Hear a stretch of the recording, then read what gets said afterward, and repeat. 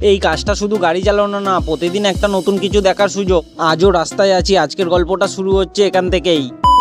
Finally কাজে এসে গাড়িটা খুলে গাড়িটা লিফটের সামনে লাগিয়ে স্যারের ছেলের জন্য ওয়েট করছিলাম। স্যারের ছেলেই আসলো, অফিসে নিয়ে চলে যাবো।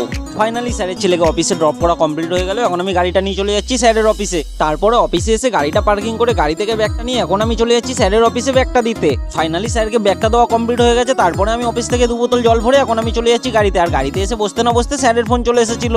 তারপরে স্যার নিচে এসে আমার হাতে কিছু কাগজ দিয়ে বললো চলে যেতে সার্ভিস সেন্টারে। তারপরে আমি কাগজগুলো ঠিকঠাক করে মিলিয়ে আমিও বেশি দেরি না করে তাড়াতাড়ি গাড়িটা নিয়ে রওনা দিয়ে দিলাম। এরই মধ্যে গাড়িতে লো ফিউল দেখিয়ে দিল। আমি ঢুকে গেলাম পেট্রোল পাম্পে। তারপরে এখান থেকে তেল নিয়ে চলো সার্ভিস সেন্টারে গিয়ে দেখা হচ্ছে। বেশ কিছুক্ষণ গাড়ি চালানোর পরে ফাইনালি পৌঁছে গেছি সার্ভিস সেন্টারে। তারপরে গাড়িটা এখানে রেখে আগে ভেতরে গিয়ে এসিতে বসি, তারপরে কথা হচ্ছে। আর স্যার আমাকে আজকে কাগজ দিয়ে যার কাজে পাঠিয়েছে সে এখানে উপস্থিত ছিল না। তারপরে গাড়িটা এখান থেকে বের করে এখন আমি চলে যাচ্ছি কৈখালিতে। তো ফাইনালি গাড়ি নিয়ে আমি কৈখালিতে চলে এসেছি। আর এখানে এসে বসতে না বসতে দেখছি কি জোরে বৃষ্টি চলে এসেছে।